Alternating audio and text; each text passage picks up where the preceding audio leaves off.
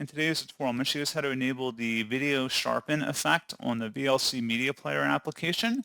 So this should hopefully be a pretty straightforward process, guys. And without further ado, let's go ahead and jump straight into it. So all you have to do is open up VLC Media Player, select the Tools tab at the top, and then select Effects and Filters. And now that we're in here, select the Video Effects tab.